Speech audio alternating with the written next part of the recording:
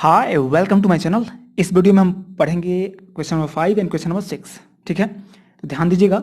कह रहा है कि if a is to b is to 3 is to 5 and b is to c is to 10 is to 13 find a is to b is to c। मतलब कह रहा है क्या कि a b में रेशियो दिया हुआ है और b c में रेशियो दिया हुआ है। आपको पूछ रहा है कि a b और c में रेशियो क्या होगा। तो करेंगे क्या, पहले हम यहाँ पे लिख लेते हैं कि गिवन दैट, जो भी दिया हुआ है गिवन दैट, यहाँ पर दिया हुआ है कि a इज टू b आपका है 3 इज टू 5। ठीक है, एंड यहाँ पे है b is to c is equal to दे दिया है 10 इज टू 13। अब देखिए, आपको ऐसे क्वेश्चंस में क्या करते हैं कि यदि ए बी दिया है और बी सी का रेशियो दिया हुआ है तो क्या करते हैं कि बी के जगह पे बी के करस्पॉन्डिंग जो यहाँ पर टर्म है, तो बी के करस्पॉन्डिंग कौन सा है 5 है, और यहाँ पे बी के करस्पॉन्डिंग कौन सा है, इस बी करस्पॉन्डिंग यहाँ पर है 10। ठीक है, तो जो भी ये करस्पॉन्डिंग है बी के दोनों में, उन दोनों में से किसी एक को हम इक्वल कर देते हैं। मतलब 5 यहाँ पे दिया हुआ है तो यहाँ पे 10 दिया हुआ है, तो या तो आप 5 को 10 बना दीजिए या फिर इस 10 को 5 बना दीजिए। ऐसा करने के बाद आप डायरेक्टली जो नंबर्स हैं ABC का रेशियो निकाल सकते हैं। तो आखिर हम इक्वल कैसे करेंगे, प्रॉब्लम तो यहीं पर है। तो हम क्या करेंगे, किसी एक को सॉल्व कर लेते हैं। तो हम इस बार इसको करते हैं, बी और सी वाले को करते हैं, और 6 वाले क्वेश्चन में पहले वाले को करेंगे। ठीक है, तो पहले इसको कर लेते हैं। देखिए कैसे करेंगे हम। तो b बाई सी दिया हुआ है, b इज टू सी दिया हुआ है 10 इज टू 13। तो इसका मतलब होता क्या है, ये तो एक्चुअली फ्रैक्शन ही होता है ना, मतलब तो 10/13 ही लिख सकते हैं इसको, है कि नहीं। इसका मतलब होता है ये 10/13। अब हमें करना क्या है कि 10 की जगह पे लाना है 5, यही करना है। तो क्या करना पड़ेगा कि हमें न्यूमरेटर में डिवाइड करना पड़ेगा किससे, 2 से, और डिनोमिनेटर में डिवाइड करना पड़ेगा 2 से, क्योंकि दोनों में हम सेम नंबर से यदि डिवाइड करेंगे तो कोई चेंज नहीं होता। आप पढ़े हुए हैं, है ना। न्यूमरेटर में डिवाइड करिए सेम नंबर से, उसी नंबर से जिससे हम डिनोमिनेटर में कर रहे हैं, तो कोई भी फ्रैक्शन में चेंज नहीं होता। तो ऐसा कर सकते हैं हम। तो ये करने पे होगा क्या, ये करने पे ये होगा कि ये बदल जाएगा और ये 10 डिवाइड होगा 2 से, तो 5 मिलेगा होल अपान, यहाँ मिलेगा 13/2। ठीक है, इसका मतलब कि ये रेशियो में क्या मिलेगा, ये रेशियो मिलेगा 5 इज टू 13/2। ठीक है कि नहीं। इसको लिख सकते हैं, इसको 5 इज टू 13/2। तो हमें मिल गया BC 5 इज टू 13/2। हमने ये 5 कर दिया है। अब तो यहाँ पर देखिए 5 यहाँ पर पहले से है 5। तो जब ये इक्वल हो गए बी वाले टर्म, यहाँ पर देखिए बी वाला, तब हम डायरेक्टली निकाल सकते हैं। तो हम यहाँ लिख सकते हैं क्लियरली नहीं, यहाँ पर आप ऐसे लिख सकते हैं, सिंस हम कर चुके हैं, since a is to b is equal to 3 is to 5 and b is to c क्या दिया हुआ है 5 इज टू 13/2। ठीक है, इतना है। देखिए a और b में रेशियो है 3:5 और b और c में क्या है 5:13/2। अब यहाँ पर देखिए b का जो यहाँ पर 5 है वही b यहाँ भी है 5। तो इसका मतलब ये हुआ कि 3 के करस्पॉन्डिंग यदि 5 रेशियो निकाला गया है और 5 के ही करस्पॉन्डिंग एक और रेशियो है, एक और नंबर का रेशियो है, तो ये तीनों मतलब एक साथ रेशियो में आ गए हैं। मतलब कि डायरेक्टली हम लिख सकते हैं clearly we can write a is to b is to c is equal to, अब तीनों को हम एक साथ कर सकते हैं क्योंकि b जो कॉमन है दोनों में, b जो दोनों में कॉमन है वो इक्वल हो चुका है। इसलिए a यहाँ पर क्या है, a करस्पॉन्डिंग 3 है कि नहीं, a करस्पॉन्डिंग 3 है, b करस्पॉन्डिंग 5 है। तो 3:2, अब देखिए b करस्पॉन्डिंग क्या है 5 है, तो यहाँ भी b करस्पॉन्डिंग 5 है, तो हम 5 कॉमन ले लेंगे। फिर इसको से इज टू c जो यहाँ पर है, c करस्पॉन्डिंग क्या है 13/2 है, तो यहाँ पे ले लेंगे 13/2। ठीक है, तो अब हमारा a b c में रेशियो निकल चुका है, लेकिन यहाँ पर 13/2 नहीं रहना चाहिए। मतलब यहाँ पे फ्रैक्शन में नहीं हमें नंबर लेना है, हमें यहाँ पे कोई एक नेचुरल नंबर लेना है। तो करना क्या होगा कि इस 2 को हटाने के लिए हमें तीनों में मल्टीप्लाई करना पड़ेगा एक सेम नंबर से, और वो क्या होगा 2 होगा। 2 से मल्टीप्लाई कर लेंगे तो 2 हट जाएगा। तो हम चलिए मल्टीप्लाई कर लेते हैं। देखिए 2 इंटू 3 यहाँ मल्टीप्लाई कर लिए, is to 5 into 2 is to 13/2 में भी मल्टीप्लाई करेंगे इंटू 2। अच्छा, आप पढ़े हुए हैं कि प्रॉपर्टी ऑफ रेशियो, उसमें मैंने बताया है पहले वीडियो में कॉन्सेप्ट ऑफ रेशियो में कि जब भी रेशियो में कुछ नंबर दिया हुआ है, इसलिए हम इन रेशियो में नंबर्स में किसी एक फिक्स नंबर से मल्टीप्लाई कर सकते हैं और उसी से डिवाइड भी कर सकते हैं, मतलब चाहें तो यहाँ पे मल्टीप्लाई कर रहे हैं हम तो कोई दिक्कत नहीं होगा।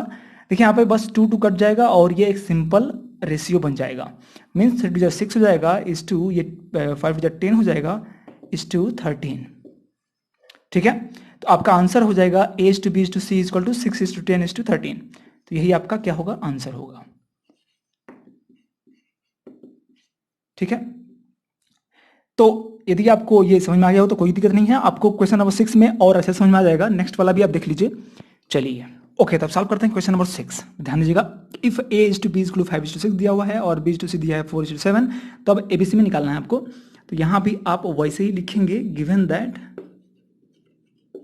That a is to b is equal to 5 is to 6 and b is to c is equal to 4 is to 7।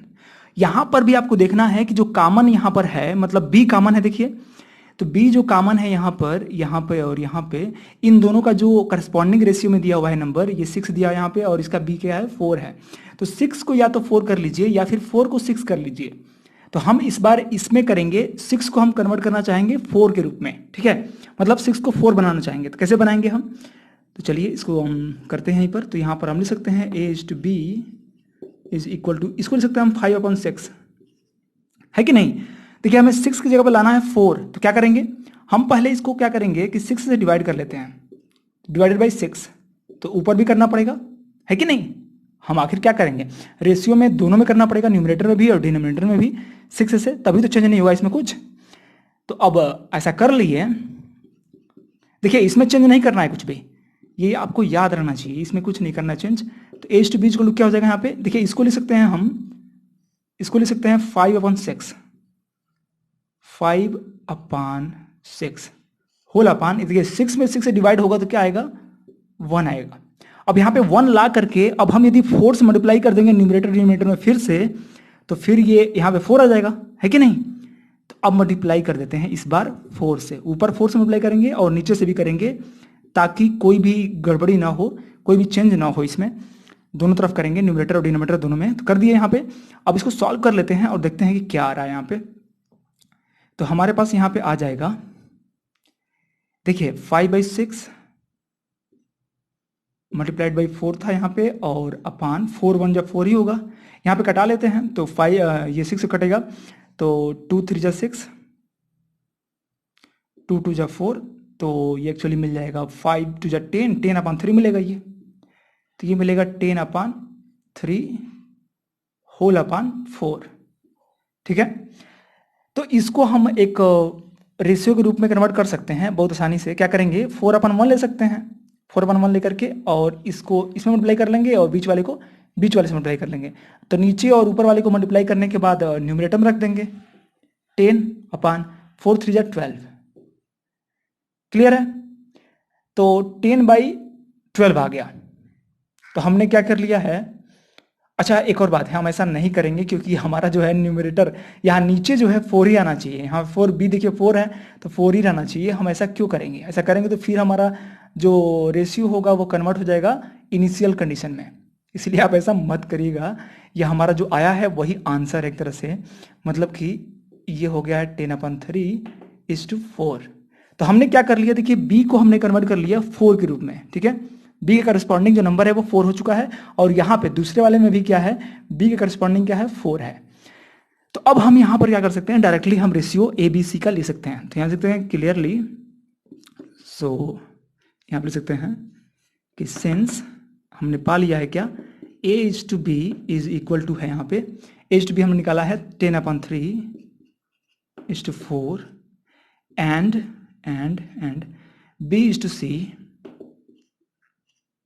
इसको तो दे दिया यहाँ पे, देखिए 4:7, 4:7 राइट।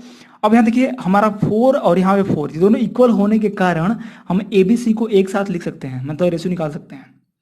तो क्लियरली यहाँ लिख सकते हैं, clearly a is to b is to c is equal to, ठीक है। ए क्या है, ए करस्पॉन्डिंग यहां पर है 10/3, तो यहां लिख देंगे 10/3 रेशियो। बी क्या है, देखिए यहाँ 4 है, यहां भी 4 है, 4 लिख लेंगे इस टू सी। देखिए बी करस्पॉन्डिंग दिया हुआ है यहाँ पे, बी करस्पॉन्डिंग सी है यहाँ पे, तो 4 के करस्पॉन्डिंग 7 है, 7 लिख देंगे। मतलब यहाँ पे जब इक्वल हो जाए तो आप तीनों को एक साथ लिख सकते हैं, ठीक है, ये तरीका है। तो अब यहां पर ऐसा तो हो गया, लेकिन ये जो है 3 नीचे आ गया है, तो हम क्या करेंगे, तीनों टर्म्स में ये जो रेशियो, तीनों क्वांटिटीज का जो रेशियो दिया हुआ है, इन तीनों टर्म्स में हम 3 से मल्टीप्लाई कर देंगे, तो 3 नीचे जो डिनोमिनेटर में है वो कैंसिल आउट हो जाएगा। चलिए वही काम करते हैं, तो यहाँ पर हम वही करेंगे, तो 10/3 मल्टीप्लाइड बाई 3, ठीक है, इस टू यहाँ भी कर देंगे 4 × 3 इस टू 7 × 3, ठीक है। यहाँ देखिए 3 × 1 = 3, 3 × 2 = 3 × 1 = 3, खत्म हो गया। अब यहाँ पे मल्टीप्लाई कर लेंगे, तो यहाँ पे मिलेगा आपको आंसर में जो मिलेगा, ओके, तो हम इसको आगे लिख देते हैं आंसर में, यहाँ पर देखिए 10 1 = 10 आएगा, इस टू 4 3 = 12, यहाँ 7 3 = 21। तो आपको ये जो रेशियो मिला यही आपका आंसर है, क्योंकि A to B to C में मिल गया हमें।